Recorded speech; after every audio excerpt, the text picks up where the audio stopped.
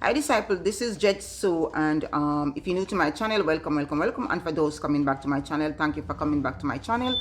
On my channel, I talk about God, His love for us, His Son, and His Son death, burial, resurrection, and His Son coming back. Today, I want to focus on Jude. Jude is the last epistles, the last to Revelation in the Bible. And Jude was a servant of Jesus, and also he was the brother of James. So, today we're going to look at some of the warnings that we found in the book of, I would say, almost like a letter of Jude.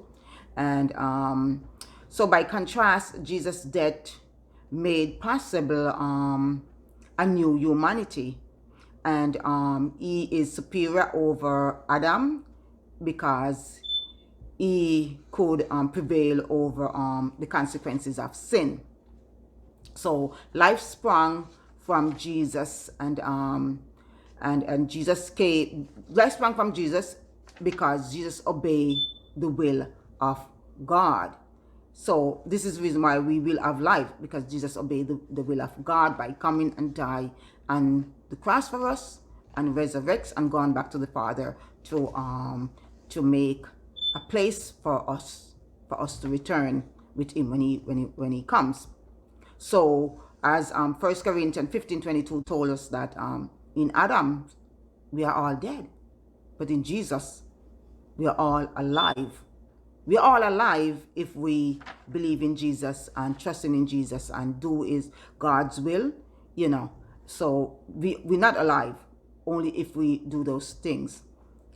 So you have to believe in Jesus, believe that the Father sent him, and believe that he died, buried, resurrected, and gone back to prepare a place, and believe that he's coming, even though we don't know when, the minute, the second, the hour, the time when he's coming. But he said, I go to prepare a place, and where I go, then I come back, and there you will be always with me, but only for those who believe in him and trust in him and do the will of God. Not all of us, and that includes in me, and all of us.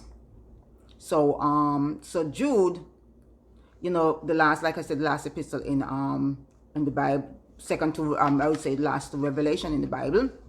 And he was, I said he was a servant of Jesus and stuff. So we don't know too much about him. He's the brother of James, but he wrote us some warnings and stuff. And Jude warned against false against certain preachers or teachers, and those are people who preach or teach false doctrines. So he warns about the false doctrines, and as we know, there's a lot of false teachers out there in the world, and he warns us about it. So it's what he's trying to say: know the word, so when those false teachers come, you know the right.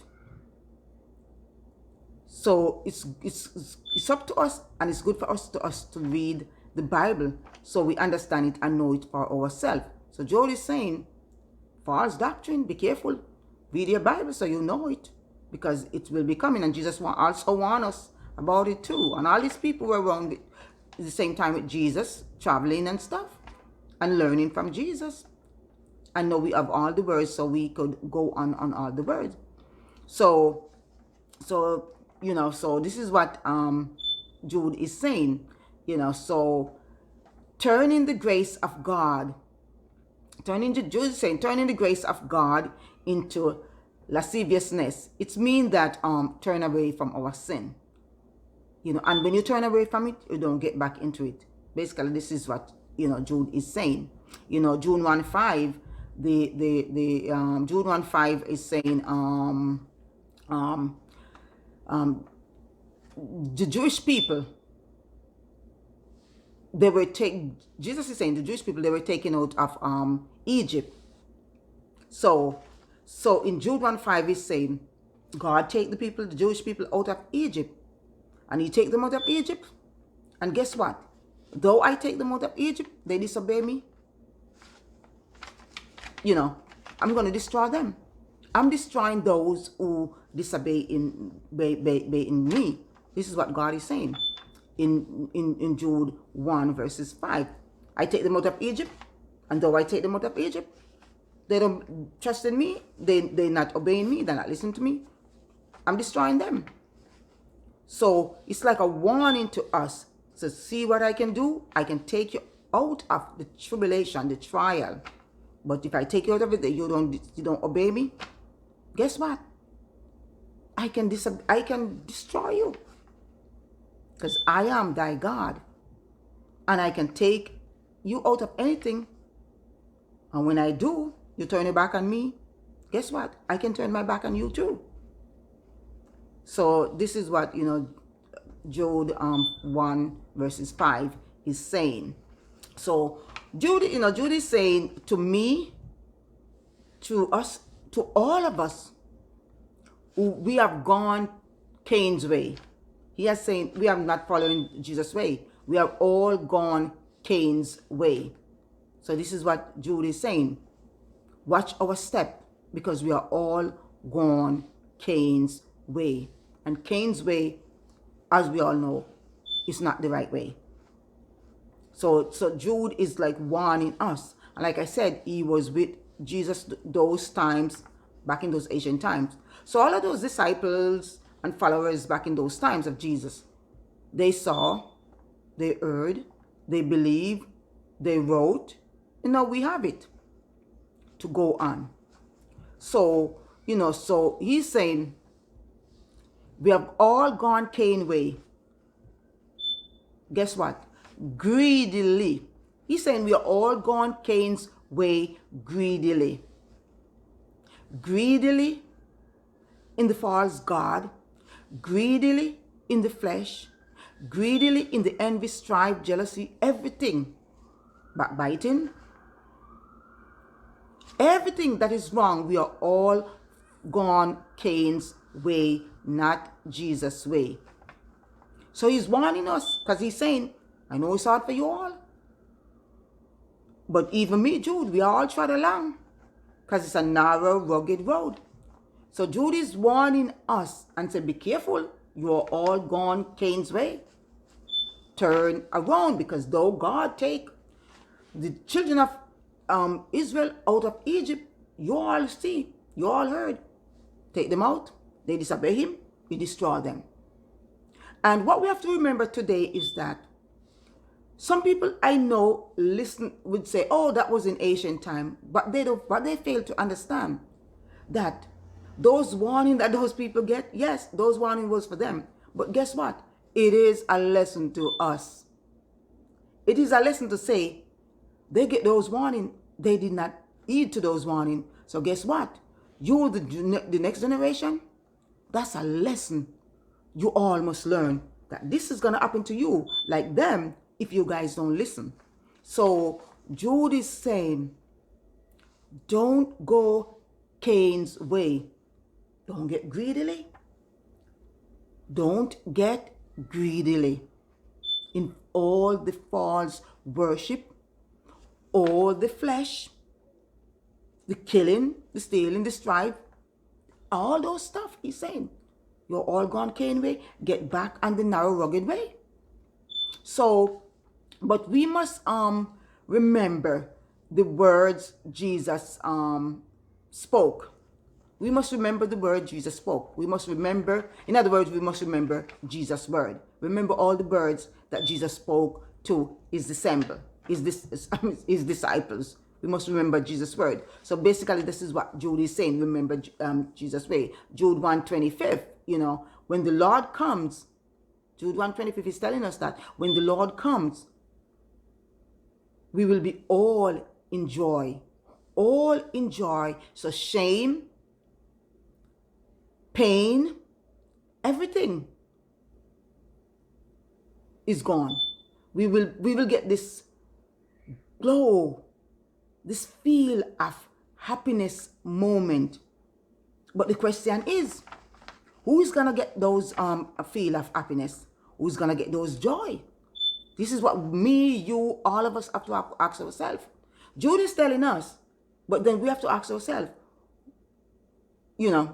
are we gonna get what Jude said we're gonna get? Only if we stay on that rugged road and don't go on greedily after Cain's way. So, so Jude is saying, when God's return, Jesus return, it's going to be joy and happiness. But it's only going to be joy and happiness, my dear fellow disciples and all of my watchers. It's all going to be joy only to those who believe in Jesus and respect his Father, trust in his Father, believe that the Father sent his Son. It's only going to be joy. But Jude is saying it can be joy for you if you believe and trust in him. Because I'm telling you, it's so hard down here. It's very hard. You have tug and pull from each direction. And Jude is saying, I know you're going to be pulled. I know you're all going to be pulling from each direction. But I'm telling you, don't get greedily and following Cain's way. Don't get greedily following Cain's way, my dear fellow disciples. Everything, what I want everyone to know, that everything that happened in ancient time when Jesus was walking the earth, to those people and before Jesus even start walking the earth, everything that happened to them, it's not just for them, it's a lesson for us today. It's a lesson for this generation. So they may be the one who comes out of Egypt and it wasn't us, but guess what? It is a lesson for us that if we continue on the path that we are taking, we're going to be in captivity. We may not be in Egypt, but we're going to be in captivity in sin. And captivity in sin leads us to hell. And hell leads us to everlasting damnation. So we don't have to look at the children of Israel and say, oh, those were, although I heard a lot of people say it several times, oh, those rules and stuff was applying to them. Everything that happened in ancient days applied to us. We may not be there present, but it applied to us. And that's why we have the blueprint today to go on, because it applied to us. Jesus' death, burial, and resurrection, it was them there back in ancient time. But guess what? It still applied to us today. So everything happened then, applied to us. Happened to them, applied to us. The E they didn't take, it's a warning to us. So we don't go that direction. So until then, my disciple, I just want to say, remember, God first, man second. God first, man second. So if you like what you hear, please subscribe to my channel and upload and hit the notification bell, so whenever I upload anything, you're the first to hear and get it and to know the new topics that I'm talking about. So because I said, like I said before, it's not easy, it's not an easy journey. It was not easy for the disciples, and it's not going to be easy for us. And this is what we have to look at. It wasn't easy for them. They die, a lot of them die a horrible death, but they die in the name of Jesus, that though they die, now they can see the Father when the final judgment comes. So nothing is going to be easy for us. Absolutely, positively, nothing is going to be easy for us. The only time things is going to be easy for us is when Jesus comes and take us all home. So until then, my disciples, God bless. Thank you.